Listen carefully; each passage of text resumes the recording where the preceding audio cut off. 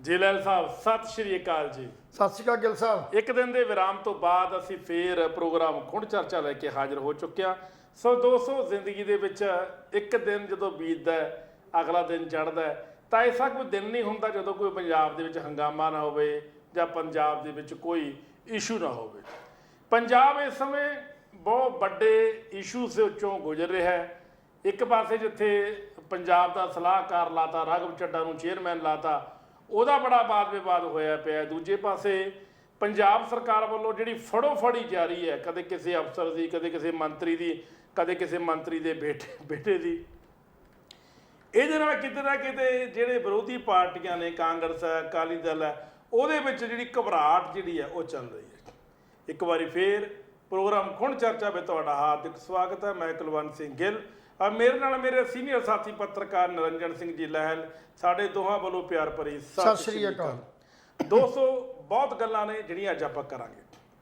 ਪਹਿਲੀ ਗੱਲ, ਜਿਹੜਾ ਚੱਕੋ ਚਕਾਈ ਹੋ ਰਹੀ ਹੈ, ਜਿਵੇਂ ਸਾਬਕਾ ਜੰਗਲਾਤ ਮੰਤਰੀ ਸੰਗਤ ਸਿੰਘ ਗਿੱਲ ਜੀਆਂ, ਉਹਦੇ ਭਤੀਜੇ ਨੂੰ ਗ੍ਰਿਫਤਾਰ ਕਰ ਲਿਆ।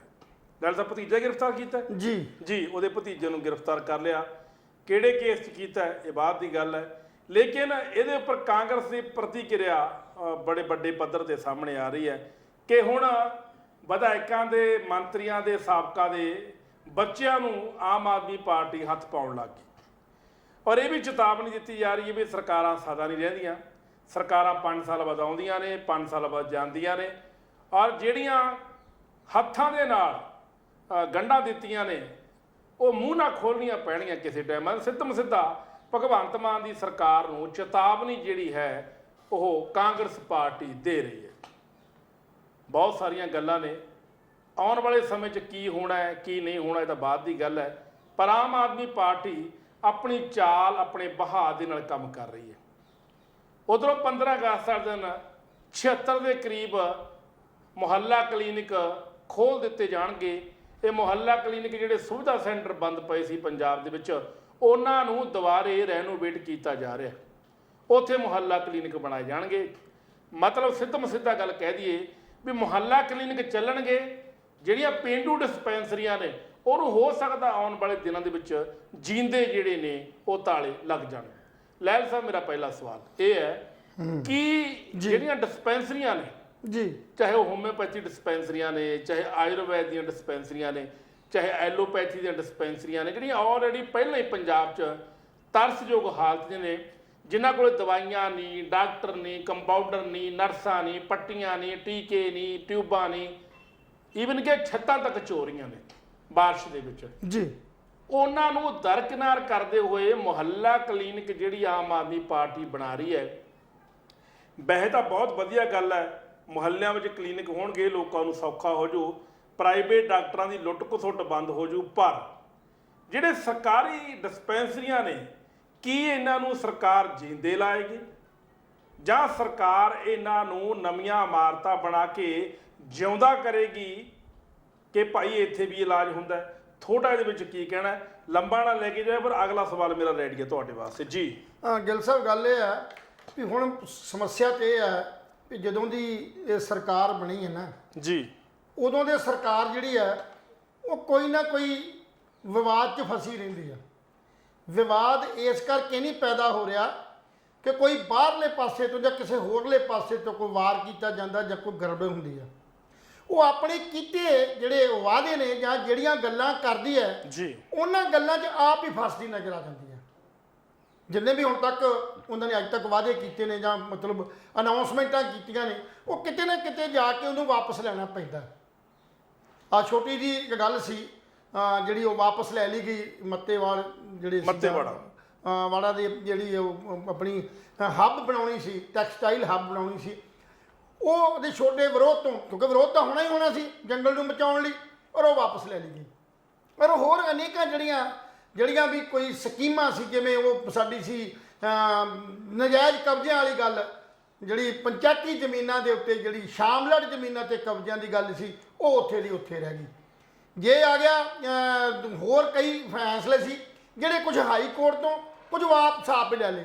ਇਹ ਪਿੰਡਰਾਂ ਵਾਲਿਆਂ ਦੀ ਇੱਕ ਬੜੀ ਚਰਚਾ ਚੱਲੀ ਸੀ ਫੋਟੋ ਦੀ, ਬੱਸਾਂ ਦੇ ਉੱਤੇ ਫੋਟੋ। ਇੱਕ ਪਾਸੇ ਤਾਂ ਅਗਲੇ ਦਿਨ ਨੋਟੀਫਿਕੇਸ਼ਨ ਹੋ ਜਾਂਦਾ ਔਰ ਸਾਰੇ ਪੰਜਾਬ ਦੇ ਅੰਦਰ ਇਹ ਅਲਰਟ ਕਰਤਾ ਜਾਂਦਾ ਕਿ ਜਿਹੜੀਆਂ ਬੱਸਾਂ ਚਾਹੇ ਪੀਐਸ ਦੂਜੀਆਂ ਨੇ ਪੈਪਸੂ ਰੋਡ ਵਾ ਚਾਹੇ ਪਨ ਬੱਸ ਆ ਚਾਹੇ ਪੰਜਾਬ ਰੋਡਵੇ ਇਹਨਾਂ ਤੋਂ ਉਤਾਰ ਲਈਆਂ ਨੇ ਤੇ ਅਗਲੇ ਰਾਤੋਂ ਰਾਤ ਹੀ ਉਹ ਫੇਰ ਵਾਪਸ ਹੋ ਗਿਆ ਜੀ। ਸੋ ਮੇਰਾ ਕਹਿਣ ਦਾ ਭਾਵ ਹੈ ਵੀ ਆਪਣੇ ਕੀਤੇ ਜਿਹੜੇ ਫੈਸਲੇ ਨੇ ਉਹਨਾਂ ਨੂੰ ਆਪਣੀ ਉਸ ਪਰਖ ਨਹੀਂ ਕਰਦੇ, ਉਹਦੀ ਸਟੱਡੀ ਨਹੀਂ ਕਰਦੇ, ਸਮਝਦਾਰੀ ਨਹੀਂ ਬਣਾਉਂਦੇ।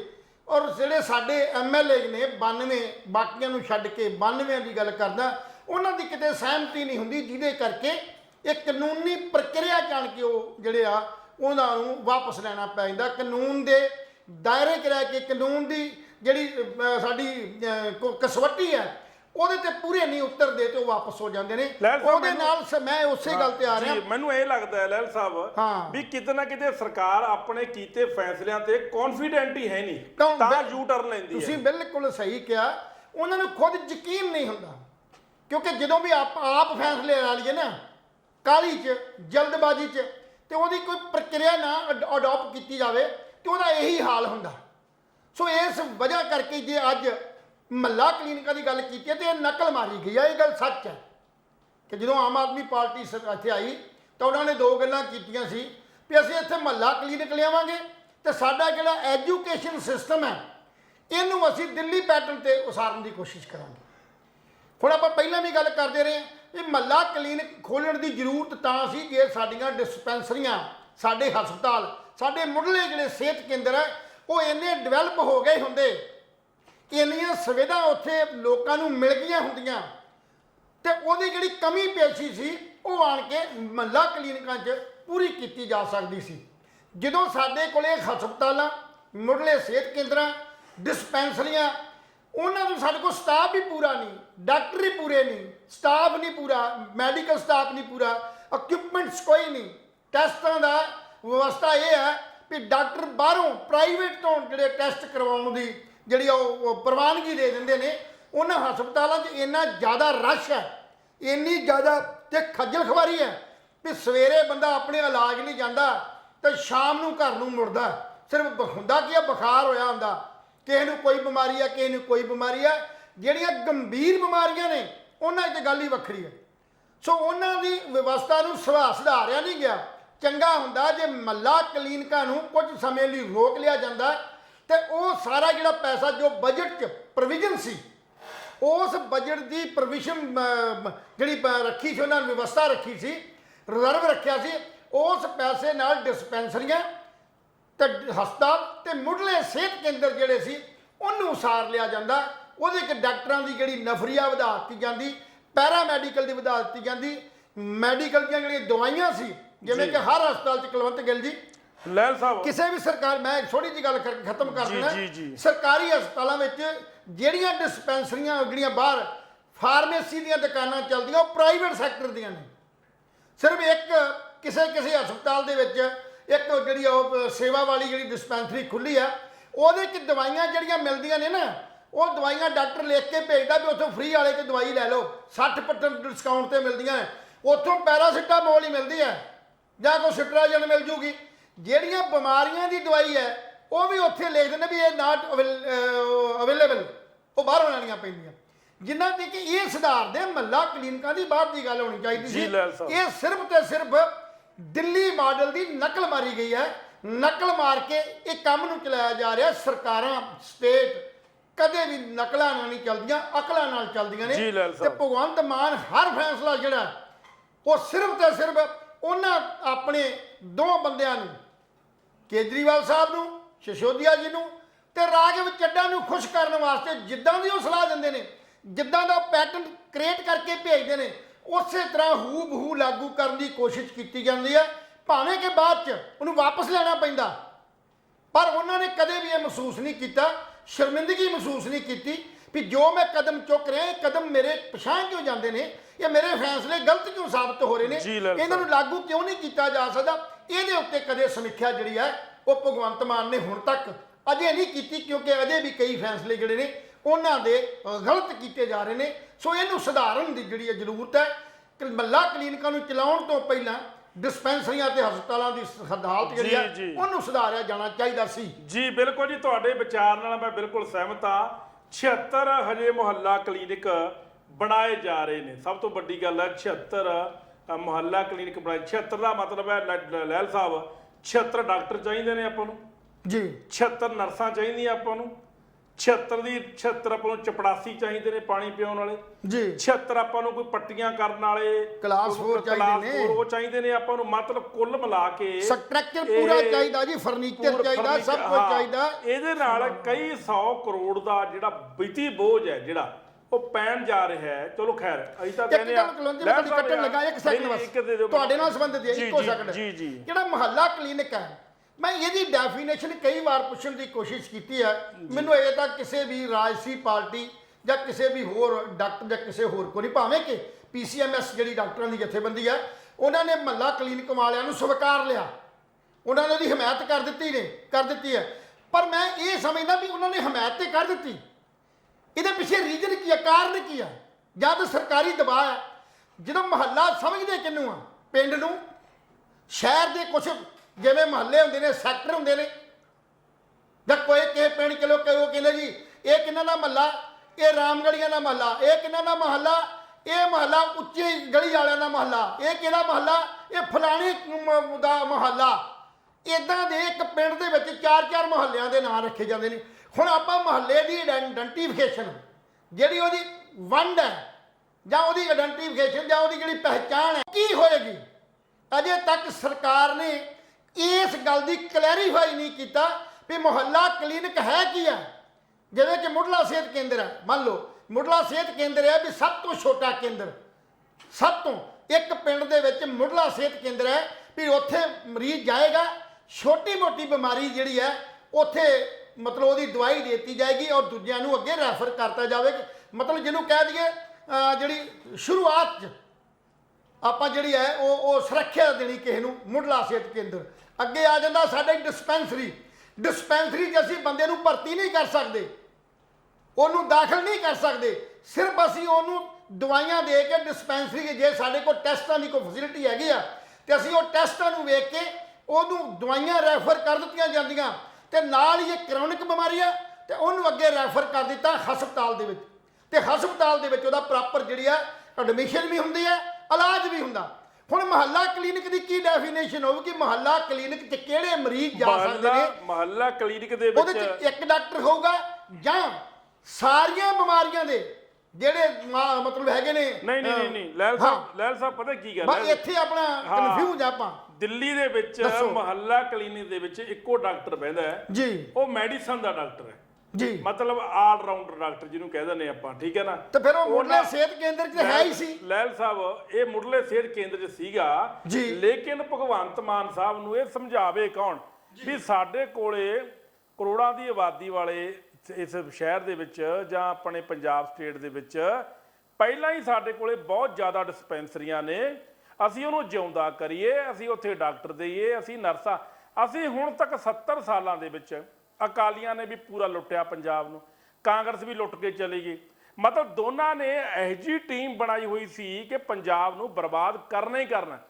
ਇਹ ਜਿਹੜੇ ਹੁਣ ਕਾਂਗਰਸੀ ਅਕਾਲੀ ਦਲ ਵਾਲੇ ਇਹ ਹੁਣ ਬੜਕਾ ਮਾਰਦੇ ਨੇ, ਇਹ ਵਿਰੋਧਤਾ ਕਰਦੇ ਨੇ ਆਮ ਆਦਮੀ ਪਾਰਟੀ ਦੀ। ਇਹਨਾਂ ਨੂੰ ਪਹਿਲੀ ਗੱਲ ਤਾਂ ਵਿਰੋਧਤਾ ਕਰਨ ਦਾ ਹੱਕ ਹੀ ਕੋਈ ਨਹੀਂ, ਪਹਿਲੀ ਗੱਲ ਤਾਂ ਇਹ ਹੈ।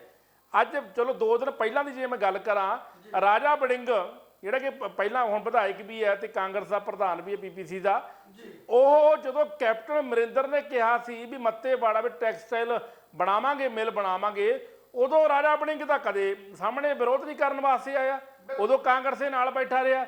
ਅੱਜ ਆਮ ਆਦਮੀ ਪਾਰਟੀ ਬਣਾਉਣ ਲੱਗੀ ਤੇ ਦੂਜੇ ਪਾਸੇ ਬਹਿ ਗਏ। ਉਧਰੋਂ DSP ਜਿਹੜਾ ਸੇਖੋਂ ਹੈ, ਜਿਹੜਾ ਭਾਰਤ ਪ੍ਰਸ਼ਾਸਨ ਨੂੰ ਪੰਗਾ ਪਿਆ, ਬਲਵਿੰਦਰ ਸੇਖੋਂ, ਉਹਨੇ ਉੱਥੇ ਜਾ ਕੇ ਕਿਹਾ ਵੀ ਇਹ ਬੈਠੇ ਕੀ ਕਰਦੇ ਨੇ, ਚੱਕ ਕੇ ਅੰਦਰ ਕਰੋ ਇਹਨਾਂ ਨੂੰ, ਇਹ ਰਾਜਾ ਵੜਿੰਗ ਨੂੰ ਤੇ ਇਹਦੇ ਸਮਰਥਕਾਂ ਨੂੰ ਚੱਕ ਕੇ ਅੰਦਰ ਕਰੋ, ਇਹ ਗੁੰਮਰਾਹ ਕਰ ਰਿਹਾ ਲੋਕਾਂ ਨੂੰ। ਅੱਜ ਕਿਉਂ ਤਖਤੀਆਂ ਇੱਥੇ ਲੈ ਕੇ ਬੈਠਾ? ਕੱਲ ਤਾਂ ਇਹਨੇ ਤਖਤੀਆਂ ਕਦੇ ਲਈਆਂ ਨਹੀਂ ਵੀ ਮੱਤੇਵਾੜਾ ਜੰਗਲ ਨੂੰ ਨਾ ਉਜਾੜੋ, ਅੱਜ ਇਹਨੂੰ ਮੱਤੇਵਾੜਾ ਜੰਗਲ ਯਾਦ ਆ ਗਿਆ। ਸੋ ਗੱਲ ਮੁੱਦੇ ਤੇ ਆਉਨੇ ਆਪਾਂ, ਮੁਹੱਲਾ ਕਲੀਨਿਕ ਦੀ ਗੱਲ ਕਰਦੇ ਹਾਂ ਜੀ। ਮੁਹੱਲਾ ਕਲੀਨਿਕ ਦੇ ਵਿੱਚ ਅਸੀਂ ਤਾਂ ਕਹਿੰਦੇ ਆ ਵੀ ਮੁਹੱਲਾ ਕਲੀਨਿਕ ਬਣੇ, ਕਿਉਂਕਿ ਬਹੁਤ ਏਰੀਆਜ਼ ਦੇ ਵਿੱਚ ਮੁਹੱਲਿਆਂ ਵਿੱਚ ਪ੍ਰਾਈਵੇਟ ਡਾਕਟਰ ਬੈਠੇ ਨੇ ਜਿਹੜੇ 200-300 ਰੁਪਈਆ ਫੀਸ ਲੈਂਦੇ ਨੇ, ਔਰ ਉਹਦੇ ਵਿੱਚ ਬਹੁਤ ਸਾਰੇ ਡਾਕਟਰ ਅਨਟ੍ਰੇਨਡ ਵੀ ਨੇ, ਜਿਹੜੇ RMP ਕਹਿੰਦੇ ਆਪਾਂ ਜਾਂ ਝੋਲਾ ਛਾਪ ਡਾਕਟਰ ਜਿਹਨੂੰ ਪੰਜਾਬੀ 'ਚ ਆਪਾਂ ਕਹਿੰਦੇ ਨੇ, ਉਹ ਵੀ ਬੈਠੇ ਨੇ ਜਿਹੜੇ ਕਿ ਗਲਤ ਇਲਾਜ ਕਰਦੇ ਨੇ। ਲੇਕਿਨ ਸਵਾਲ ਇੱਥੇ ਖੜਾ ਹੁੰਦਾ ਹੈ, ਇੰਨਾ ਵੱਡਾ ਸਟਰਕਚਰ ਪੰਜਾਬ ਦੇ ਵਿੱਚ ਮੈਂ ਕਹਣਾ ਚੱਲੇ, ਅਸੀਂ ਵਧਾਈ ਦਿੰਦੇ ਆਮ ਆਦਮੀ ਪਾਰਟੀ ਨੂੰ। ਲੇਕਿਨ ਸਵਾਲ ਇੱਥੇ ਖੜਾ ਹੁੰਦਾ ਹੈ 76 ਡਾਕਟਰਾਂ ਦੀ ਜਿਹੜੀ ਨਫਰੀ ਹੈ ਉਹ ਕਿੱਥੋਂ ਆਉ? 76 ਨਰਸਾਂ, 76 ਕਲਾਸਪੁਰ, 76 ਪੱਟੀ ਕਰਨ ਵਾਲੇ, ਫਿਰ ਕੋਈ ਲੈਬੋਰਟਰੀ, ਕੋਈ ਲੈਬ ਕੁਛ ਤਾਂ ਬਣਾਓਗੇ। ਚਲੋ ਮੰਨ ਲਿਆ ਤੁਸੀਂ ਲੈਬ ਵੀ ਨਹੀਂ ਬਣਾਉਣੀ, ਟੈਸਟ ਤੁਸੀਂ ਲਿਖਤੇ, ਉਹ ਸਰਕਾਰੀ ਜਾ ਕੇ ਉਹ ਬੰਦਾ ਕਰਾ ਲੂਗਾ ਉਹ ਦੂਜੇ। ਲੇਕਿਨ ਧੱਕਮ ਧੱਕਾ ਤਾਂ ਫਿਰ ਵੀ ਲਹਿਰ ਸਾਹਿਬ ਹੋ ਗਿਆ ਨਾ। ਇਹ ਇੱਥੇ ਕੀ ਕਰਨਗੇ? ਇੱਥੇ ਸਿਰਫ ਜੇ ਕਿਸੇ ਨੂੰ ਬੁਖਾਰ ਚੜਿਆ ਗੋਲੀ ਦੇਤੀ, ਕਿਸੇ ਨੇ ਟੀਕਾ ਲਵਾਉਣਾ ਗੋਲੀ ਦੇਤੀ। ਬਹੁਤ ਗੱਲਾਂ ਨੇ ਜਿਹੜੀਆਂ ਇੱਥੇ ਹੋਣਗੀਆਂ। ਲੇਕਿਨ ਇੱਥੇ ਇਲਾਜ ਜਿਹੜਾ ਹੋਊਗਾ ਉਹ ਕਾਮਨ ਇਲਾਜ, ਜਿਵੇਂ ਬੁਖਾਰ ਹੈ, ਕੋਈ ਖਾਂਸੀ ਹੈ, ਕੋਈ ਜ਼ੁਕਾਮ ਹੈ, ਕੋਈ ਬਲਗਮ ਹੈ, ਕੋਈ ਰੇਸ਼ ਹੈ। ਲੇਕਿਨ ਜੇ ਆਪਾਂ ਸੋਚੀਏ ਵੀ ਮੁਹੱਲਾ ਕਲੀਨਿਕ 'ਚ ਐਕਸਰੇ ਵੀ ਹੋਊਗਾ, ECG ਵੀ ਹੋਊਗੀ, ਟੈਸਟ ਲੈਬ ਵੀ ਹੋਊਗੀ, ਇਦਾਂ ਬਿਲਕੁਲ ਨਹੀਂ ਹੋਣਾ। ਫਿਰ ਬਦਲ ਕੀ ਹੋਇਆ? ਮੈਂ ਬਦਲ ਇਸ ਗੱਲ ਸਿਰਫ ਤੇ ਇਹ ਤੁਹਾਡੇ ਨਾਲ ਗੱਲ ਕਰ ਰਿਹਾ। ਬਦਲ ਸਿਰਫ ਜਿਹੜੀਆਂ ਸੁਵਿਧਾ ਤੁਸੀਂ ਗਿਣਾਈਆਂ ਨੇ, ਜੀ ਜੀ, ਇਹ ਸਾਰੀਆਂ ਸੁਵਿਧਾ ਮੁੱਢਲਾ ਸਿਹਤ ਕੇਂਦਰ ਤੇ ਸਾਡੀਆਂ ਡਿਸਪੈਂਸਰੀਆਂ 'ਚ ਹੈ ਨੇ, ਪਰ ਵੀ ਉਹਨਾਂ ਨੂੰ ਦੇ ਨਹੀਂ ਪਾ ਰਹੇ। ਡਾਕਟਰ ਬਹਿੰਦੇ ਨਹੀਂ ਉੱਥੇ, ਆਉਂਦੇ ਨਹੀਂ, ਇੱਕ ਡਾਕਟਰ ਹੈ, ਸਟਾਫ ਆਉਂਦਾ ਨਹੀਂ। ਜੇ ਆ ਵੀ ਜਾਂਦਾ ਤੇ ਉਹ ਟ੍ਰੀਟ ਨਹੀਂ ਕਰਦੇ, ਜੇ ਟ੍ਰੀਟ ਵੀ ਕਰਦੇ ਉਹਨਾਂ ਕੋਲ ਦਵਾਈ ਨਹੀਂ ਹੈ, ਦਵਾਈ ਪ੍ਰਾਈਵੇਟ ਲੈਣੀ ਪੈਣੀ ਹੈ। ਫਰਕ ਸਿਰਫ ਇੰਨਾ ਹੀ ਹੈ, ਡਾਕਟਰ ਕਿਉਂ ਬੰਦੇ ਜਿਹੜੇ ਨੇ ਹਸਪਤਾਲ 'ਚ ਜਾਂਦੇ ਨੇ, ਮੈਂ ਗੱਲ ਦੱਸਣਾ, ਕਲੀਅਰ ਕਰ ਦਿੰਦਾ, ਡਿਸਪੈਂਸਰੀ 'ਚ ਜਾਂਦੇ ਨੇ ਵੀ ਚੱਲ ਘੱਟੋ ਘੱਟ 2 ਜਾਂ 400 ਜਿਹੜਾ ਫੀਸ ਹੈ ਨਾ ਡਾਕਟਰ ਦੀ ਪ੍ਰਾਈਵੇਟ ਦੀ ਉਹ ਬਚ ਜੇਗੀ। ਇੱਥੇ ਡਾਕਟਰ ਜਿਹੜਾ ਫ੍ਰੀ ਉਹ ਦਵਾਈ ਲਿਖ ਦੇਗਾ, ਦਵਾਈ ਲਿਖ ਕੇ ਮੈਂ ਬਾਹਰੋਂ ਲੈ ਲੂੰਗਾ ਤੇ ਮੇਰਾ ਜਿਹੜਾ 400 ਬਾਜੂ ਉਹੀ 400 ਦੀ ਦਵਾਈ ਲੈ ਲੂ। ਅਸਲ ਤੇ ਸਾਡਾ ਸਿਸਟਮ ਇਹੀ ਹੈ ਨਾ, ਕਿਸੇ ਵੀ ਹਸਪਤਾਲ ਡਿਸਪੈਂਸਰੀ ਚਲ ਜਾਓ, ਦਵਾਈ ਨਹੀਂ ਮਿਲਣੀ, ਪੱਟੀ ਨਹੀਂ ਹੋਣੀ। ਫਰਕ ਸਿਰਫ ਪਰਚੀ ਦੇ ਉੱਤੇ ਲਿਖਣੇ ਆ। ਜੇ ਟੈਸਟ ਲਿਖੇ ਤੇ ਟੈਸਟ ਉੱਥੇ ਹੋ ਨਹੀਂ ਸਕਦੇ ਕਿਉਂਕਿ ਮਸ਼ੀਨਾਂ ਹੀ ਹੈ ਨਹੀਂ, ਉਹ ਬਾਹਰੋਂ ਕਰਾਉਣੇ ਪੈਂਦੇ ਨੇ। ਅਗਰ ਮਸ਼ੀਨਾਂ ਹੈ ਵੀ ਨੇ ਤਾਂ ਆਪਣੇ ਉਸ ਹਸਪਤਾਲ ਦੇ ਡਾਕਟਰ ਆਪਣੇ ਹਸਪਤਾਲ ਦੀ ਰਿਪੋਰਟ ਨੂੰ ਮੰਨਣ ਨੂੰ ਤਿਆਰ ਨਹੀਂ। ਇੱਕ ਬੰਦਾ ਸਵੇਰ ਦਾ ਭੁੱਖਾ ਨਿਭਾਣਾ ਜਾਂਦਾ, ਉਹ ਰਿਪੋਰਟ ਉੱਥੇ ਮਿਲਦੀ ਹੈ ਵੀ ਸ਼ਾਮ ਨੂੰ ਮਿਲੂ ਜਾਂ ਕੱਲ ਮਿਲੂ, ਅਗਲੇ ਦਿਨ ਫੇਰ ਜਾਣਾ ਪੈ ਜਾਂਦਾ। ਔਰ ਰਿਪੋਰਟਾਂ ਜਿਵੇਂ 6 ਫੇਸ ਹਸਪਤਾਲ ਦੀ ਗੱਲ ਕਰਾਂ ਤਾਂ ਸਵੇਰੇ ਜੁੱਤੀ ਲੋਕ ਹੋ ਰਹੇ ਹੁੰਦੇ ਨੇ ਰਿਪੋਰਟਾਂ ਲੈਣ ਵਾਸਤੇ, ਇੰਨਾ ਰਸ਼ ਹੁੰਦਾ ਉੱਥੇ। ਮੈਂ ਇਸ ਗੱਲ ਤੇ ਹੈ ਕਿ ਮਹੱਲਾ ਕਲੀਨਿਕ ਦੀ ਲੋੜ ਤਾਂ ਸੀ ਜੇ ਸਾਡਾ ਸਿਸਟਮ ਪਹਿਲਾਂ ਆਲਰੇਡੀ ਨਾ ਹੁੰਦਾ, ਉਹ ਇੰਨਾ ਇੰਪਰੂਵ ਹੋ ਗਿਆ ਹੁੰਦਾ। ਆਪਾਂ ਉਹਨੂੰ ਇੰਪਰੂਵ ਤੇ ਕਰ ਨਹੀਂ ਪਾਏ, ਉਹਨੂੰ ਚਲਾ ਹੀ ਨਹੀਂ ਪਾਏ, ਉਹ ਤਾਂ ਸੁਧਾਰ ਹੀ ਨਹੀਂ ਕੀਤਾ। ਸਿਰਫ ਇਸ ਗੱਲ ਤੇ ਵੀ ਕਾਂਗਰਸੀਆਂ ਨੇ ਆਹ ਕੀਤਾ ਸੀ, ਅਕਾਲੀਆਂ ਨੇ ਆਹ ਕੀਤਾ ਸੀ ਤੇ ਹੁਣ ਤੁਸੀਂ ਵੀ ਇਹ ਕੁਝ ਕਰੋਗੇ। ਅਸੀਂ ਕਹਿੰਦੇ ਹਾਂ ਜੋ ਸੱਤ ਲੰਘ ਗਿਆ ਲਕੀਰ ਨੂੰ ਪਿੱਟਣ ਦਾ ਕੋਈ ਫਾਇਦਾ ਨਹੀਂ। ਦੂਸਰੀਆਂ ਰਾਜਸੀ ਪਾਰਟੀਆਂ ਨੇ ਕੀ ਕੀਤਾ ਕੀ ਨਹੀਂ ਕੀਤਾ ਉਹਦਾ ਮੁਲਾਂਕਣ ਅਸੀਂ ਚੋਣਾਂ ਦੇ ਦੌਰਾਨ ਕਰ ਚੁੱਕੇ ਹਾਂ। ਅਸੀਂ ਉਹਨਾਂ ਦੇ ਚੋਣਾਂ ਦੇ ਦੌਰਾਨ ਉਹਨਾਂ ਦੇ ਕੀਤੇ ਕੰਮਾਂ ਦੀ ਰਿਪੋਰਟ ਦੇ ਆਧਾਰ ਦੇ ਉੱਤੇ ਆਪਾਂ ਨੂੰ ਹਾਰ ਦੇ ਚੁੱਕੇ ਹਾਂ, ਨਕਾਰ ਚੁੱਕੇ ਹਾਂ। ਉਹਨਾਂ ਦੇ ਸਿਸਟਮ ਨੂੰ ਨਕਾਰ ਕੇ ਇੱਕ ਨਵੇਂ ਸਿਸਟਮ ਨੂੰ ਲਿਆਉਣ ਵਾਲੀ ਪਾਰਟੀ ਨੂੰ ਚੁਣ ਲਿਆ ਤੇ ਹੁਣ ਨਵੀਂ ਪਾਰਟੀ ਜਿਹੜੀ ਆ ਆਪਣੇ ਕੰਮ ਕਰੇ, ਇਹ ਨਾ ਕਰੇ ਕਿ ਉਹਨਾਂ ਨੇ ਕੀਤਾ ਤੇ ਅਸੀਂ ਵੀ ਕਰ ਰਹੇ। ਇਹ ਗਲਤ ਹੈ ਕਿਉਂਕਿ ਬਹੁਤ ਸਾਰੇ ਡਿਬੇਟਰ ਨੇ ਉਹ ਇਸ ਗੱਲ ਦੇ ਉੱਤੇ ਜਦੋਂ ਆ ਜਾਂਦੇ ਨੇ, ਜਦੋਂ ਕੋਈ ਪੱਤਰਕਾਰ ਸਵਾਲ ਕਰਦਾ ਨਾ ਤੇ ਉਹ ਤਿਆਰ ਹੋ ਕੇ ਜਾਏ ਨਹੀਂ ਹੁੰਦੇ। ਉਹ ਬੁਲਾਰੇ ਜ਼ਰੂਰ ਪਾਰਟੀ ਦੇ ਨੇ, ਨਾ ਹੀ ਉਹ ਬੁਲਾਰੇ ਕਿਸੇ ਵਿਧਾਨ ਸਭਾ ਦੇ ਨੇ, ਨਾ ਹੀ ਉਹ ਬੁਲਾਰੇ ਕਿਸੇ ਸੰਸਥਾ ਦੇ ਮੈਂਬਰ ਨੇ, ਔਰ ਨਾ ਹੀ ਉਹ ਕਿਸੇ ਪਾਰਟੀ ਦੇ ਕਮੇਟੀ ਦੇ ਮੈਂਬਰ ਨੇ ਜਿੱਥੋਂ ਉਹਨਾਂ ਨੂੰ ਸਲਾਹ ਦੇ ਕੇ ਤੋਰਿਆ ਵੀ ਪਾਰਟੀ ਦੇ ਪ੍ਰੋਗਰਾਮ ਆ ਨੇ। ਉਹ ਸਿਰਫ ਇੱਕ ਸਧਾਰਨ ਬੰਦੇ ਹੁੰਦੇ ਨੇ। ਸਿਰਫ ਜਿਹੜੀਆਂ ਸਾਡੀਆਂ TV ਦੇ ਜਿਹੜੇ ਡਿਬੇਟਰ ਨੇ, ਜਿਹੜੀਆਂ ਸਾਡੇ ਚੈਨਲ ਨੇ, ਉਹ ਉਹਨਾਂ ਨੂੰ ਸੱਦ ਲੈਂਦੇ ਨੇ, ਸੱਦ ਕੇ ਬਿਠਾ ਲਿਆ, ਪਰ ਉਹਨਾਂ ਕੋਲ ਜਵਾਬ ਨਹੀਂ ਹੈ। ਉਹ ਸਿਰਫ ਤੇ ਸਿਰਫ ਆਪਸੀ ਲੜਨਬਾਜ਼ੀ ਦੇ ਵਿੱਚ ਧਿਆਨ ਰੱਖਦੇ ਨੇ ਇੱਕ ਕੇਂਦਰ ਤੇ, ਕਿਉਂਕਿ ਉਹਨਾਂ ਨੂੰ ਪਤਾ ਹੀ ਨਹੀਂ ਵੀ ਦੋ ਚੀਜ਼ਾਂ ਜਿਹੜੀਆਂ ਮੈਂ ਕੁਲਵੰਤ ਗਿੱਲ ਜੀ ਕਰਨੀਆਂ ਇਹ ਹੈ। ਪਹਿਲੀ ਗੱਲ ਨੋਟ ਕਰ ਲਓ ਮੇਰੀ, ਸਰਕਾਰ 'ਚ ਤੇ ਹਕੂਮਤ 'ਚ ਬਹੁਤ ਵੱਡਾ ਫਰਕ ਹੈ। ਸਰਕਾਰ ਨਹੀਂ ਬਦਲੀ ਜਾ ਸਕਦੀ, ਸਰਕਾਰ ਨੂੰ ਨਹੀਂ ਕੋਈ ਬਦਲ ਸਕਦਾ। ਬਦਲ ਸਕਦੇ ਆ ਤੇ 5 ਸਾਲ ਬਾਅਦ ਹਕੂਮਤ ਬਦਲ ਸਕਦੇ ਆ। ਉਹ ਹਕੂਮਤ ਕਾਂਗਰਸੀਆਂ ਦੀ ਹੋ ਸਕਦੀ ਹੈ, ਅਕਾਲੀਆਂ ਦੀ ਹੋ ਸਕਦੀ ਹੈ ਤੇ ਹੁਣ ਆਪ ਦੀ ਹੈ ਜੀ। ਹੁਣ ਆਪ ਦੀ ਹਕੂਮਤ ਹੈ ਔਰ ਆਪ ਦੀ ਹਕੂਮਤ ਜਿਹੜੀ ਆ ਕਾਨੂੰਨ ਦੇ ਅਨੁਸਾਰ ਚੱਲੇਗੀ। ਜੋ ਕਾਨੂੰਨ ਸਾਡਾ ਕਹਿੰਦਾ, ਕਾਨੂੰਨ ਨਹੀਂ ਬਦਲਿਆ, ਸੰਵਿਧਾਨ ਨਹੀਂ ਬਦਲਿਆ, ਸਿਸਟਮ ਨਹੀਂ ਬਦਲਿਆ। IAS PCS ਜਾਂ ਹੋਰ ਇੰਜੀਨੀਅਰਿੰਗ ਕੇਡਰ, ਡਿਪਾਰਟਮੈਂਟ, ਬਿਜਲੀ ਮਹਿਕਮਾ, ਸਿੱਖਿਆ ਮਹਿਕਮਾ, ਸਿਹਤ ਮਹਿਕਮਾ, ਇਹ ਮਹਿਕਮੇ ਨਹੀਂ ਬਦਲੇ। ਇਹਨਾਂ ਦਾ ਨਾਂ ਕੁਝ ਵੱਖਰਾ ਨਹੀਂ ਰੱਖ ਦਿੱਤਾ ਗਿਆ। ਸੋ ਇਸ ਕਰਕੇ ਡਿਬੇਟਰਾਂ ਨੂੰ ਇਹ ਚਾਹੀਦਾ ਵੀ ਘੱਟੋ ਘੱਟ ਇਹ ਮਤ ਕਹਿਣ ਵੀ ਫਲਾਣੇ ਨੇ ਕੀਤਾ ਤੇ ਢੀਂਗੜਾ ਨਹੀਂ ਕਰ ਸਕਿਆ। ਜ਼ਿੰਮੇਵਾਰੀ ਸਰਕਾਰ ਦੀ ਹੈ। ਕਾਨੂੰਨ ਦੇ ਅਨੁਸਾਰ ਕੀਤਾ ਹਰ ਫੈਸਲਾ ਲੋਕਾਂ 'ਚ ਲਾਗੂ ਹੋਏਗਾ, ਉਹਦਾ ਰਿਜ਼ਲਟ ਵੀ ਆਏਗਾ। ਤੇ ਜਦੋਂ ਕਾਨੂੰਨ ਨੂੰ ਛਿੱਕੇ ਟੰਗ ਕੇ ਕਾਨੂੰਨ ਨੂੰ ਲਾਂਭੇ ਕਰਕੇ ਸਿਰਫ ਤੇ ਸਿਰਫ ਵੋਟਾਂ ਬਟੋਰਨ ਲਈ, ਸਿਰਫ ਇਸ ਕਰਕੇ ਕਿ ਅਸੀਂ ਗਰੰਟੀ ਦਿੱਤੀ ਸੀ ਅਸੀਂ ਅਗਲੀਆਂ ਚੋਣਾਂ ਲੜਨੀਆਂ ਨੇ ਦੂਜਿਆਂ ਸੂਬਿਆਂ 'ਚ ਤੇ ਇਹ ਸਾਨੂੰ ਕਰਨਾ ਹੀ ਪਏਗਾ। ਇਸੇ ਕਰਕੇ ਅੱਜ ਪੰਜਾਬ ਜਿਹੜਾ ਕਰਜ਼ਾਈ ਹੈ, ਇਸੇ ਤਰ੍ਹਾਂ ਬਿਜਲੀ ਬੋਰਡ ਕਰਜ਼ਾਈ ਹੈ, ਇਸੇ ਤਰ੍ਹਾਂ ਬਾਕੀ ਜਿੰਨੇ ਵੀ ਵਿੱਤੀ ਸਾਡੇ ਡਿਪਾਰਟਮੈਂਟ ਨੇ ਉਹ ਕਰਜ਼ੇ ਹੇਠ ਜਾ ਰਹੇ ਨੇ। ਸੋ ਇਹਨਾਂ ਨੂੰ ਸੁਧਾਰਨ ਦੀ ਲੋੜ ਹੈ। ਤਾਂ ਡਿਬੇਟਰ ਜਿਹੜੇ ਨੇ ਆਪਣੀ ਪਾਰਟੀ ਨੂੰ ਰਿਪਰੈਜ਼ੈਂਟ ਕਰਦੇ ਨੇ, ਘੱਟੋ ਘੱਟ ਸਰਕਾਰੀ ਕਾਨੂੰਨਾਂ ਨੂੰ ਵਾਚ ਲਿਆ ਕਰਨ, ਜਾਣ ਲਿਆ ਕਰਨ ਵੀ ਸਾਡੀ ਸਰਕਾਰ ਨੇ ਜਿਹੜਾ ਇਹ ਫੈਸਲਾ ਕੀਤਾ ਕਿ ਇਹ ਸਾਡੀ ਕਾਨੂੰਨ ਦੀ ਕਸਵੱਟੀ ਤੇ ਪੂਰਾ ਉਤਰਦਾ ਜਾਂ ਕਿ ਨਹੀਂ ਉਤਰਦਾ। ਜੀ ਜੀ ਜੀ। ਸੋ ਇਸ ਕਰਕੇ ਅਸੀਂ ਮਹੱਲਾ ਕਲੀਨਿਕਾਂ ਨੂੰ ਤਾਂ ਬੇਸ ਬਣਾਇਆ ਵੀ ਮਹੱਲਾ ਕਲੀਨਿਕ ਚੱਲ ਸਕਦੇ ਸੀ ਉਸ ਤੋਂ ਪਹਿਲਾਂ ਕਿ ਇਹ ਸਿਸਟਮ ਨੂੰ ਸੁਧਾਰ ਲਿਆ ਜਾਂਦਾ। ਜੇ ਆਪਾਂ ਉਹ ਸਿਸਟਮ ਸੁਧਾਰ ਲੈਨੇ ਤੇ ਮਹੱਲਾ ਕਲੀਨਿਕ ਦੀ ਲੋੜ ਹੀ ਨਹੀਂ ਸੀ ਪੈਣੀ। ਬਿਲਕੁਲ ਲੈਲ ਸਾਹਿਬ। ਦੂਜੀ ਗੱਲ ਜਿਹੜੀ ਕੀਤੀ ਮੈਂ ਐਜੂਕੇਸ਼ਨ ਦੀ ਕਰਦਾ ਸਾਂ ਵੀ ਸਾਡਾ ਐਜੂਕੇਸ਼ਨ ਸਿਸਟਮ ਨੂੰ ਦਿੱਲੀ ਮਾਡਲ ਨਾਲ ਜੋੜ ਰਹੇ ਨੇ, ਪਰ ਜਦੋਂ ਨੈਸ਼ਨਲ ਪੱਧਰ ਦੇ ਉੱਤੇ ਜਦੋਂ ਵਿਆਖਿਆ ਹੋਈ ਕੰਪੈਰੀਟਿਵਲੀ ਤੇ ਪੰਜਾਬ ਪਹਿਲੇ ਨੰਬਰ ਤੇ ਆਇਆ ਔਰ ਦਿੱਲੀ ਦਾ ਨੰਬਰ ਹੀ ਪਤਾ ਨਹੀਂ ਕਿੱਥੇ ਸੀ। ਉਹ ਸਿਸਟਮ ਤੇ ਸਾਡੇ ਸਿਸਟਮ ਕਿੰਨਾ ਫਰਕ ਰਿਹਾ। ਉਹਨਾਂ ਦੇ 500 ਸਕੂਲ, ਸਾਡੇ 25,000 ਸਕੂਲ, ਕਿੱਥੇ ਫਰਕ ਹੈ। ਇਹ ਕਹਿੰਦੇ ਸਕੂਲ ਅਸੀਂ ਬਿਲਕੁਲ ਬਦਲ ਦਿਆਂਗੇ। ਨਵੀਂ ਕੀ ਬਦਲਣਗੇ? ਇਹ ਬਦਲਣਗੇ ਵੀ ਬਾਹਰ ਬੋਰਡ ਬਦਲਦਾ, ਕਲੀ ਕਰਾਤੀ, ਇਹ ਕਰਦਾ। ਸਿਸਟਮ ਸੁਧਾਰੋ। ਕਿਸੇ ਵੀ IAS ਅਫਸਰ, PCS ਅਫਸਰ, ਕਿਸੇ ਵਿਧਾਨਕਾਰ, ਕਿਸੇ ਪਾਰਲੀਮੈਂਟ ਮੈਂਬਰ ਜਾਂ ਕਿਸੇ ਰਾਜ ਸਭਾ ਮੈਂਬਰ, ਕਿਸੇ ਇੰਡਸਟਰੀ ਦਾ ਬੱਚਾ ਕਦੇ ਪ੍ਰਾਇਮਰੀ ਸਕੂਲ ਜਾ ਕੇ ਪੜ੍ਹਿਆ? ਉਹਨਾਂ ਦੇ ਬੱਚੇ ਪੜ੍ਹਦੇ ਨੇ ਜਿਹੜੇ ਲੇਬਰ ਕਰਦੇ ਨੇ, ਰੇਹੜੀ ਵਾਲੇ, ਫਰੂਟ ਵਾਲੇ, ਚਾਹ ਵਾਲੇ, ਕਰਿਆਨੇ ਵਾਲੇ, ਰਕਸ਼ੇ ਵਾਲੇ, ਗੱਡਾ ਘੋੜਾ ਗੱਡੀ ਵਾਲੇ, ਮਾਤੜ ਲੋਕ ਤੇ ਉਹ ਕਿਸਾਨ ਜਿਨ੍ਹਾਂ ਕਿਸਾਨਾਂ ਕੋਲ ਵਿਚਾਰੇ ਕੋਈ ਜ਼ਮੀਨ ਤੇ ਸਾਰੀ ਕਿੱਲਾ ਕਿੱਲਾ 1.5 ਕਿੱਲਾ ਤੇ ਉਹਦੇ ਤੇ ਵੀ ਉਹਨਾਂ ਨੇ ਲਿਮਟਾਂ ਬਣਾਈਆਂ ਹੁੰਦੀਆਂ, ਆਪਣੇ ਬੱਚਿਆਂ ਨੂੰ ਗਵਰਨਮੈਂਟ ਸਕੂਲ 'ਚ ਪੜ੍ਹਾਉਂਦੇ ਨੇ। ਇਹ ਸਾਡੀ ਵਿਵਸਥਾ ਕਿਹਨੂੰ ਸੁਧਾਰਨ ਦੀ ਗੱਲ ਕਰਨੀ? ਇਹ ਸੁਧਾਰਨ ਦੀ ਗੱਲ ਕਰਨੀ, ਸੁਧਾਰਨਾ ਹੀ ਸਿਸਟਮ ਹੋਏ ਉਹਨਾਂ ਨੂੰ ਸੁਧਾਰੋ। ਪ੍ਰਾਈਵੇਟ ਸੈਕਟਰ ਨੂੰ ਬੰਦ ਕਰਕੇ ਜਿਹੜਾ ਸਾਡਾ ਜਿਹੜਾ ਹੈਗਾ ਗਵਰਨਮੈਂਟ ਸੈਕਟਰ ਹੈ, ਸਾਡਾ ਜਨਤਕ ਖੇਤਰ ਹੈ, ਉਹਨੂੰ ਸੁਧਾਰਨ ਦੀ ਕੋਸ਼ਿਸ਼ ਕਰੋ। ਹੁਣ ਨਵੀਂ ਇੱਕ ਗੱਲ ਤਾਂ ਦੁਸ਼ਾਇਦ ਹੋਏਗਾ, ਹੁਣ ਸਾਡੇ ਸਕੂਲਾਂ ਨੂੰ ਦੂਸਰੇ ਸੂਬਿਆਂ ਦੇ ਨਾਲ ਉਹਨਾਂ ਦੀ ਐਜੂਕੇਸ਼ਨ, ਉਹਨਾਂ ਦੇ ਵਾਦ ਵਿਵਹਾਰ ਦਾ ਜਿਹੜਾ ਤਾਲਮੇਲ ਹੋਊਗਾ। ਤਾਮਿਲਨਾਡੂ ਨਾਲ ਸਾਨੂੰ ਜੋੜ ਦਿੱਤਾ ਗਿਆ।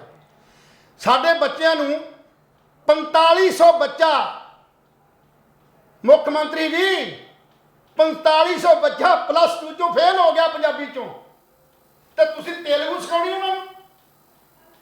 ਉਹਨਾਂ ਨੂੰ ਤੇਲਗੂ ਦੇ ਸ਼ਬਦ ਸਿਖਾਉਣ ਵਾਸਤੇ ਸਕੂਲਾਂ ਨੂੰ ਆਇਡੈਂਟੀਫਾਈ ਕਰ ਲਿਆ। ਸਕੂਲਾਂ ਦੀ ਚਿੱਠੀਆਂ ਚੱਲ ਗਈਆਂ ਕੱਲ DC ਹਾਊਸ ਤੋਂ, ਸਾਰੇ DCਆਂ ਨੇ ਵੀ ਆਪੋ ਆਪਣੇ ਫਿਰ ਸਕੂਲਾਂ 'ਚ ਤੇਲਗੂ ਪੜ੍ਹਾਇਆ ਕਰੋ। ਮੈਂ ਦੱਸੋ ਕਿੰਨੀ ਹੈਰਾਨਗੀ ਵਾਲੀ ਗੱਲ ਹੈ। ਉਹ ਪਹਿਲਾਂ ਹੀ ਸਾਡੇ ਸਿਲੇਬਸ ਜਿਹੜੇ ਉੱਤੇ ਲਿਖਿਆ ਹੋਇਆ, ਉਹ ਅਫਰੀਕਾ ਦੇ ਜੰਗਲਾਂ 'ਚ ਗੈਂਡਾ ਪਾਇਆ ਜਾਂਦਾ, ਅਮਰੀਕਾ ਦੇ ਜੰਗਲਾਂ 'ਚ ਆਹ ਕੁਝ ਪਾਇਆ ਜਾਂਦਾ। ਸੋ ਚਪੜਾਸੀ ਘੰਟੀ ਵਜਾ ਰਿਹਾ, ਉਹ ਗੱਲ ਹੈ ਪਾਣੀ ਪਾ ਰਿਹਾ, ਸਾਨੂੰ ਉਸ ਤੋਂ ਬਾਹਰ ਨਿਕਲਣ ਦੀ ਕੋਸ਼ਿਸ਼ ਨਹੀਂ ਕੀਤੀ। ਲੈਲ ਸਾਹਿਬ, ਸਾਡਾ ਸੱਭਿਆਚਾਰ ਸਾਨੂੰ ਸਮਝਾਇਆ ਨਹੀਂ, ਸਿਸਟਮ ਨਹੀਂ। ਲੈਲ ਸਾਹਿਬ, ਉਹ ਭਗਵੰਤ ਮਾਨ ਸਾਹਿਬ ਨਾ ਇੱਕ ਗੱਲ ਕਹਿੰਦੇ ਹੁੰਦੇ ਆ, ਕਹਿੰਦਾ ਕੋਈ ਡਾਕੀਏ ਦੀ ਇੰਟਰਵਿਊ ਦੇਣ ਗਿਆ ਪੋਸਟ ਆਫਿਸ ਪਾਸੇ, ਡਾਕੀਆ ਉਹਨੂੰ ਪੁੱਛਦੇ ਜਿਹੜੇ ਇੰਟਰਵਿਊ ਲੈਣ ਵਾਲੇ ਵੀ ਚੰਦਰਮਾ ਤੋਂ ਸੂਰਜ ਦੀ ਕਿੰਨੀ ਦੂਰੀ ਹੈ। ਉਹ ਵੀ ਪੁੱਛਣ ਵਾਲਾ ਹੋਵੇ ਵੀ ਡਾਕੀਆ ਜਿਹਨੇ ਚਿੱਠੀਆਂ ਵੰਡਣੀਆਂ ਉਹਨੂੰ ਚੰਦਰਮਾ ਤੇ ਸੂਰਜ ਦੀ ਦੂਰੀ ਨਾਲ ਕੀ ਤਾਲੁਕ ਹੈ।